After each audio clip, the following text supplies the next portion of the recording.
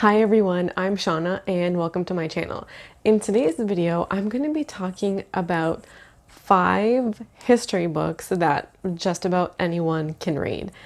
And I'm a PhD history student. I love history. I know that a lot of people out there do too. A lot of people, myself included, like going to check out monuments and see the tangible effects of history, even museums. I think that history writing can sometimes get a bad rap as boring and dry. I'm here to say that's not all true.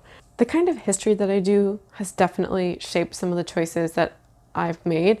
All of the history is North American, with the exception of some talks of the Russians and the Cold War. And that's the field of my own study, and those are the kinds of books that I read. The kinds of qualifications I've made to deem these books as made for just about anybody is one, that the topic is generally interesting, so much so that I was hooked right away on all of these books. I wanted to read more. I was generally intrigued, interested about the topic. And then the type of writing of these books is one, not dry, but two, great sourcing.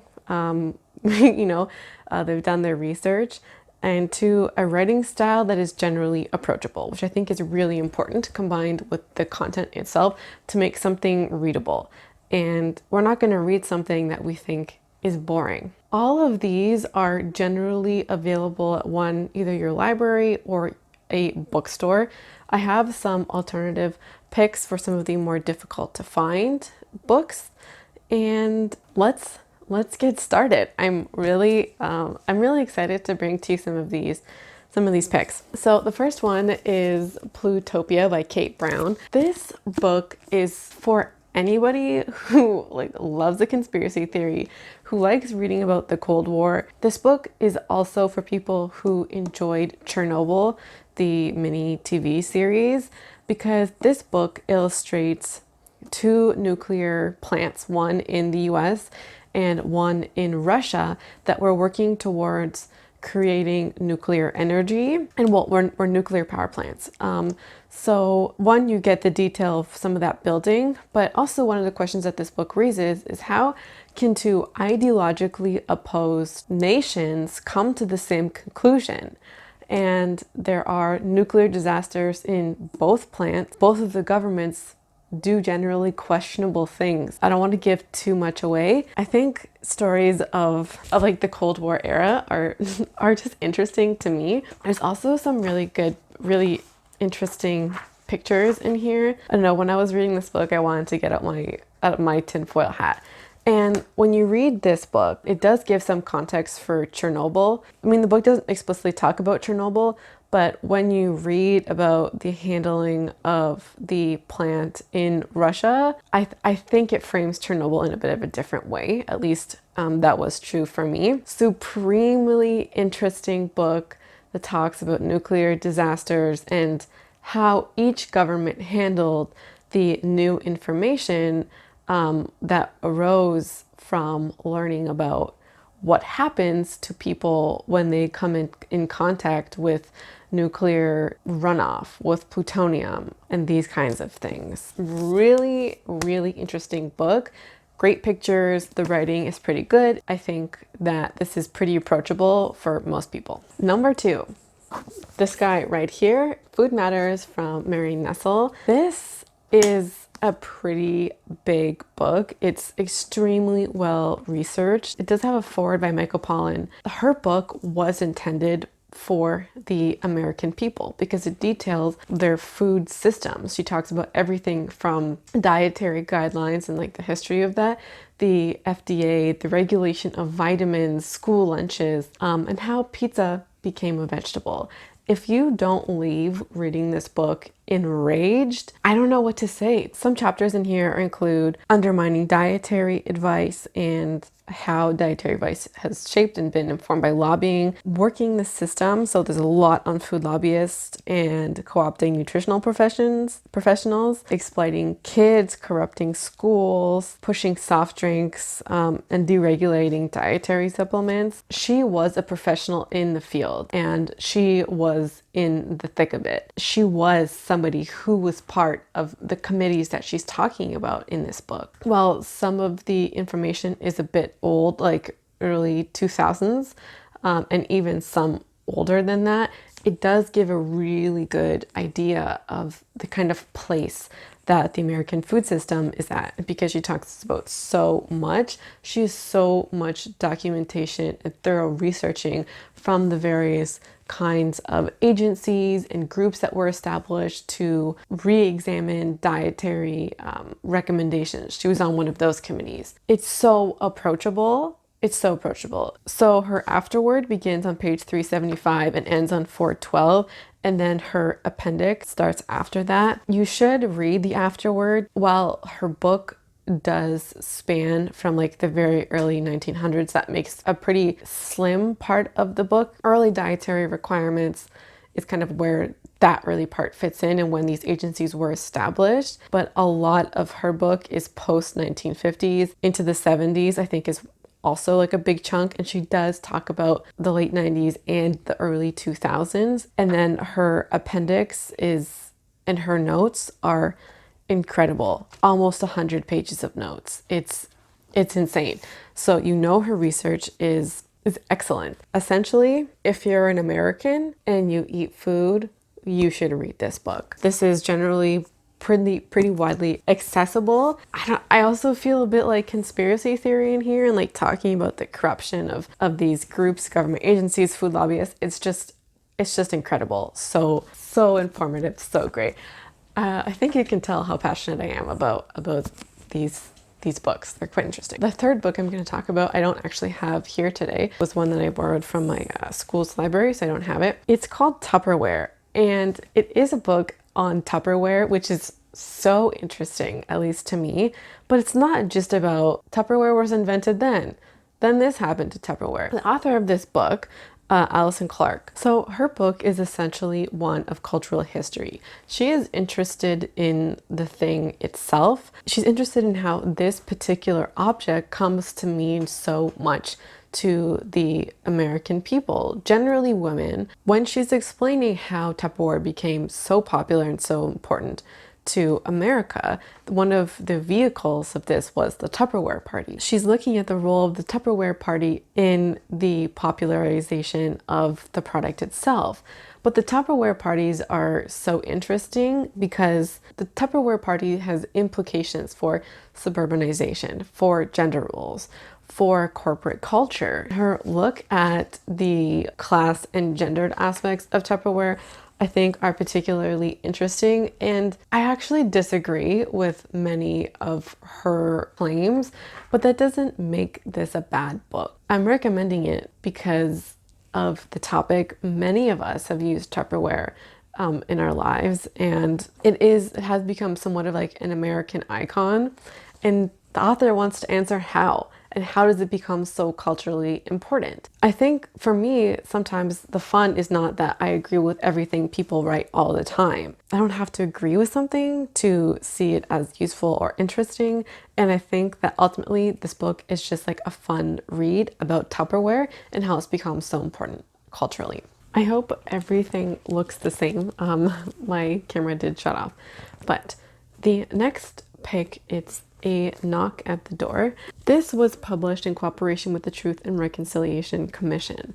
This book details the essential history, as on the cover, of the Indian residential school system in Canada. And so it covers a wide range of topics, like why they were created in the first place and some of that political ideology and beliefs. It talks about the running of the schools, the conditions of the schools, what was expected of the kids, how they were fed, dressed. There's a lot of abuse in here, including sexual abuse. Essentially, the Canadian government tried to strip culture and ideologies from Indigenous people, widespread. And What happened at these schools has now been labeled as a genocide, arguably even further than that, a cultural genocide. I don't know how we could not say that when an entire group of people were targeted to have their culture forcibly removed from them. So this book is fairly short. The history,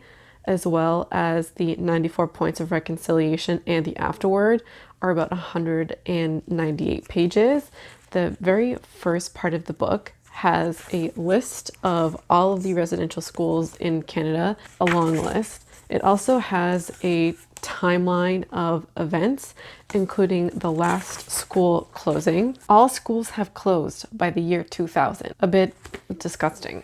Anyways, the research on here is excellent. Their notes are so extensive, especially for the length of this kind of book. They talk about what do they mean by reconciliation and how do we do that. One of the reasons why I enjoyed reading this book alongside The Clay We're Made Of is because reconciliation implies that something is over. That the damage has been done, so how do we go on to fix it? However, what's going on with the Wet'suwet'en land claims haven't ended. The governmental abuse of Indigenous people and specifically their land, ignoring land claims that have been agreed upon and stipulated, and then going in and ignoring them. That doesn't suggest that things are over. So I think that it's difficult to figure out how to reconcile something that's implied to be over when it's not. And yes, while the residential schools are over themselves, the mistreatment of Indigenous people and their lands are not. We still have work to do, and I recommend this book for anybody who's living in Canada, because regardless of how long you've lived here, whether you're sixth generation or you're a new immigrant, everybody who lives in Canada benefits from the systematic exclusion, repression, and cultural genocide that happened to Indigenous people. We need to do better than acknowledging it, and learning about it and taking ownership of that is definitely the first step. I think that might sound a little preachy, but I think this book and The Clay We Are Made Of are so essential in learning about the past. And this book is easily accessible, as well as the report from the Truth and Reconciliation Commission. One last thing I would like to note about this book is that it's intended for the Canadian public. And so it's meant for everybody who lives in Canada. And so the writing on this is moving because of the stories of those who experienced the residential school system. There's lots of first-person accounts, but the writing style itself is really approachable and simple, and that's one of the really fabulous things about this book. The next pick I have also has a bonus pick attached to it. So this book is called Hair Raising by Nolewe Rooks, and she talks about the politics of black hair, particularly in the United States for African American women. And I used this book extensively when I was writing my master's thesis on African American beauty culture. Her book is also approachable in its writing style, but she uses a lot of anecdotal evidence throughout her book, which I really love to hear about her own experiences. She has chapters on advertising generally, but also she looks at advertising in magazines, particularly Ebony, Essence, and Jet. And then she also has a chapter devoted to Madam C.J. Walker, and she gives also an outline of the Black beauty industry and some of the timelines on that. It's also a short book, around 120 pages. The content is fabulous, and the way that she's written her book is simple and powerful. The anecdotes really help with that, and she really effectively argues about the powerful political nature of black hair, how it's been used, and one of the things she talks about, for example, is the binary of a good hair and bad hair that has really benefited white and light-skinned women.